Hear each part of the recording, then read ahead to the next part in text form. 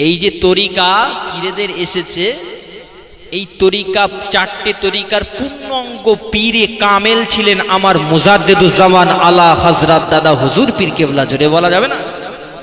এই চারটে তরিকা কিভাবে আমল করা যাবে, চারটে তরিকায় কিভাবে একটা তরিকায় কিভাবে আল্লাহকে পাওয়া যাবে, কিভাবে রসুলের দর্শন পাওয়া যাবে, কিভাবে অন্তরে চক্ষু খুলে যাবে, এ সবগুলো আমল করতে শিখতে আমার দাদা হুজুরের কত সময় লেগেছিল জানেন বাপ? কত বছর বয়স থেকে করেছে জানেন? হুজুরের জীবনীতে আছে 22 বছরের পরে হুজুর আধ্যাত্মিকতার এই লাইনে এসে আমাদের কলকাতার জমিনে তার পীর সুফি ফাতে আলী ওয়াইসি হুজুরের হাতে হাত দিয়ে বায়াত হয়েছিলেন। জোরে বলুন না সুবহান। 22 বছর যাবত তিনি সমস্ত দুনিয়ার ইলমটাকে, তার জীবনীতে লেখা হচ্ছে, আল্লামা রুহুল আমিন বড় মাওলানা হুজুর কেবলা লিখছেন, তার কলম আমার পড়া, এখান থেকে বহু বছর আগে পড়েছি, ভুল হতে পারে, তবে ঠিক করে দেবো। তবে মনে হয় স্মৃতিশক্তি অতটা এমডি আনন্দের লোপ পাইনি যে ভুল বলে যাবে। তারপরেও বলে দিই ভাই, আল্লামা হুজুরের কিতাবে রয়েছে আমার মুজাদ্দিদুজ্জামান ছোট্টবেলায় পিতাকে হারিয়ে মায়ের তত্ত্বাবধানে থেকে প্রথমে ইংলিশ মিডিয়াম স্কুলে পড়াশোনা করেন। তারপরে স্বপ্নে দেখলেন তার প্রায় 6ষ্ঠতম ঊর্ধ্ব তানার বংশের একজন পীর মুস্তফা মাদানী রহমাতুল্লাহ আলাইহি হুজুর কেবলা বলছেন, তুমি জানো না দাদা পীরকে আমার আল্লাহ কবুল করেছেন, আবু বকরকে আমার আল্লাহ বাংলার বড় মাওলানা যুব সংস্কারক বানাবে, যাও ওকে মাদ্রাসার দরজায় পাঠিয়ে দাও। জোরে বলা যাবে না? সেখান থেকে ছোট্টবেলা থেকে নিয়ে আমার শিশু আবু বকর দাদা হুজুর পীর কেবলা, সেখান থেকে 22 বছর পর্যন্ত যত রকমের হুকুম আহকাম শরিয়াতের যত মাসলা মাসাইল, যত রকমের কিতাবাদি আছে, নাও সরব থেকে ইংরেজি, বাংলা, অঙ্ক, ইতিহাস, জীবন বিজ্ঞান, ভৌত বিজ্ঞান, আর যত রকমের সাবজেক্ট, কোরআন হাদিস যত প্রকার আছে, যত উসুলের কিতাব আছে, যত আসমা ও রিজাল কিতাব আছে, সব কিতাবের পারদর্শী হয়ে তিনি চলে গেলেন মক্কার জমিনে। 40টা হাদিসের সনদ নিয়ে আবার রিটার্ন করলেন এই বঙ্গদেশে এসে। তারপর মনে হলো এত জ্ঞান শিখেছি, সব তো জাহিরি এলেম। এই জ্ঞান তো সবাই শিখতে পারে, যার ব্রেন আল্লাহ দিয়েছে, যার পরিবার ভালো, যার পিতামাতার একটু টার্গেট আছে আর তাদের তত্ত্বাবধান ভালো আছে, সবাই এ এলেম শিখতে পারে। তবে আমি আবু বকর, আমাকে এ এলেম শিখে শুধু বসে থাকলে হবে না, আমাকে শিখতে হবে অন্তর্রাজ্যের জ্ঞান, আধ্যাত্মিকতার জ্ঞান, চোখ বুজে কি জ্ঞান পাওয়া যায় এই জ্ঞান আমাকে লাভ করতে হবে।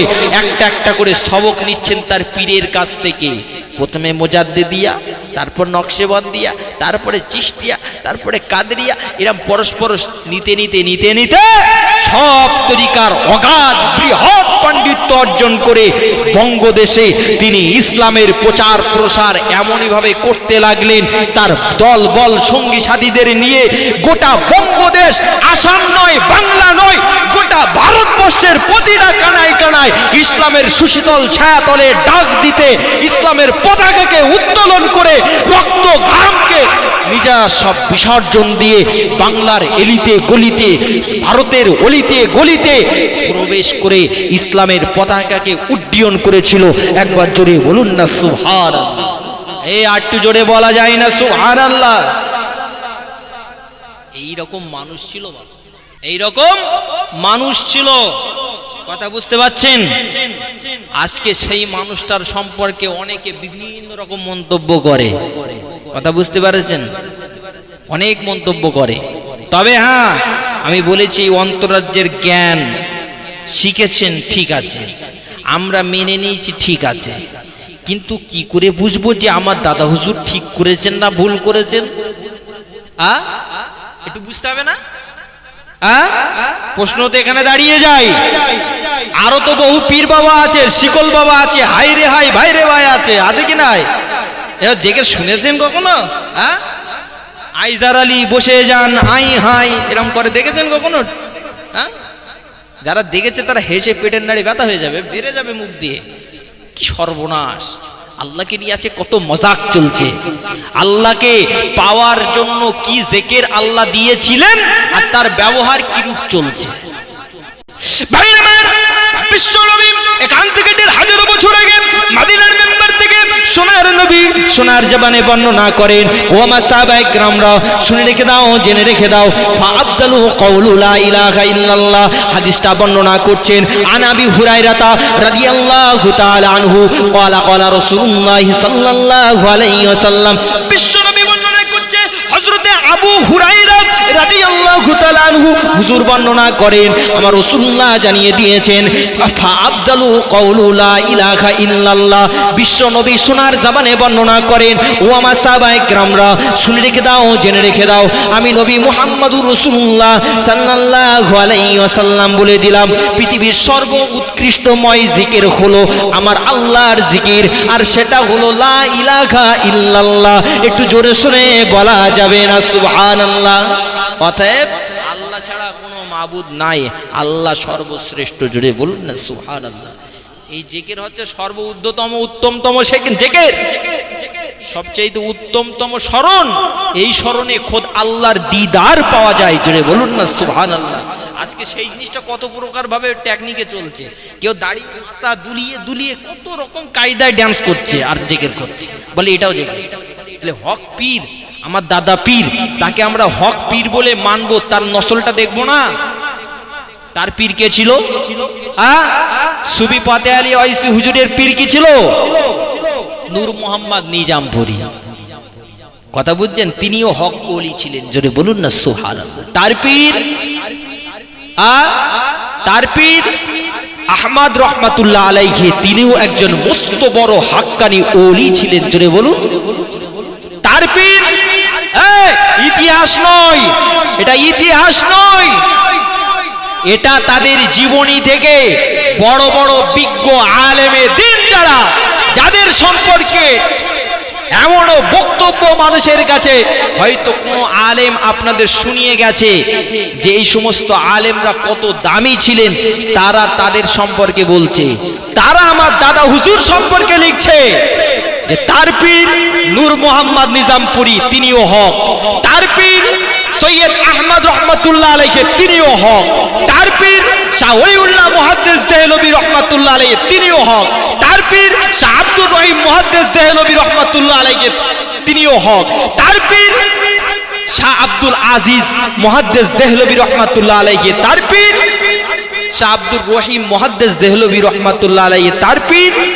এইভাবে পীরেদের সিলসিলা, হক পীরেদের সিলসিলা চলে গেছে একের পর এক। আমার খোদ আমার রাসূলের জামাই হযরতে আলী কাররামাল্লাহু ওয়াজহু পর্যন্ত। একটু জোরে বলা যায় না? কি বুঝেছেন? যদি বুঝতেন না, আমার মতো দাঁড়িয়ে উঠে সালাম দিতে, দাঁড়িয়ে উঠে সুবহানাল্লাহ জোরে চিল্লে বলতে। এতক্ষণ ধরে বক্তব্যের মধ্যে কি বোঝাতে চেয়েছি?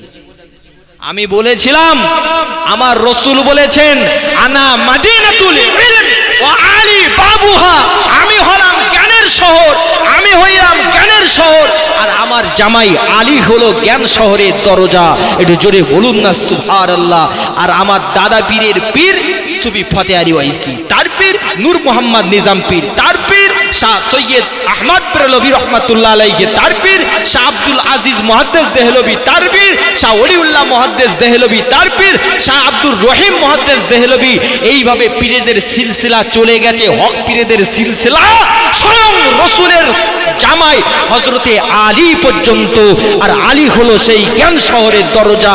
অতএব আলী যদি হক হয়, রাসূলের হাদিস যদি হক হয়, আমার রাসূল সরাসরি জ্ঞান শহরের দরজা যদি সঠিক হয়ে থাকে, এখানে যদি নয় একেবারে বেশাক সঠিক। আর রাসূল যদি সেই সত্যিকারের জ্ঞান শহরের শহর যদি হয়ে থাকে আর আলী যদি দরজা হয়, তাহলে পীরেদের সিলসিলা তো ঠেকে গেছে আলী পর্যন্ত। তাহলে জ্ঞান শহরে প্রবেশ করা কঠিন। কথা বলুন, কঠিন। আমার গাড়ি যদি সেই একেবারে তেতুলিয়া ওভারটেক করে, গোবরডাঙ্গা ওভারটেক করে, আর এই আপনার সারাপুল ওভারটেক করে সোজা যদি আপনাদের এই মোড়ের কাছে এসে পৌঁছে যায়, এই মাহফিলে ঢুকতে আমার অসুবিধা আছে? আছে? নেই।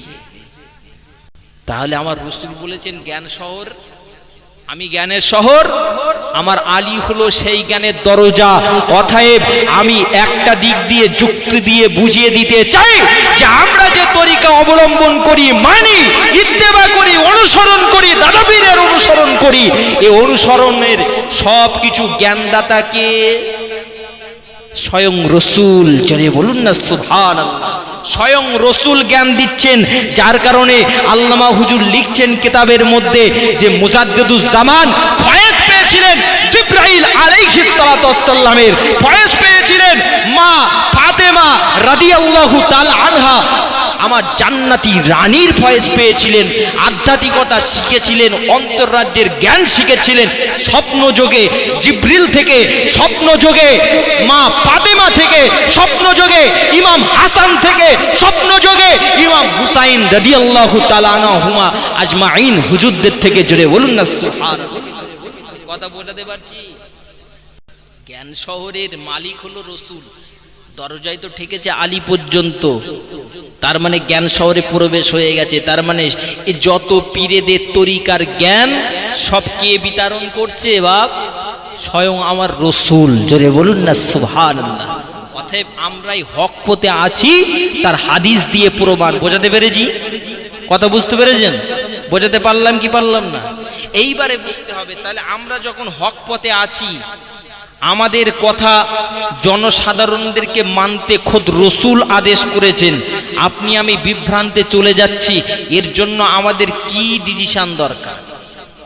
এর জন্য আমার আপনার কোন পথে হাঁটলে আমরা সঠিক পথ পাবো সেটা একটু বুঝে নিতে হবে। আমার রসুল বলছেন, আমার রসুল বলছেন যে তোমরা আমার হুকুম মানো আর আমার নিষেধগুলো পরিত্যাগ করো। এইটুকু করলেই আমার সাহাবাদের দলভুক্ত হয়ে যাবে। আর সাহাবাদের দলভুক্ত মানে আহলে সুন্নাত আল জামাত।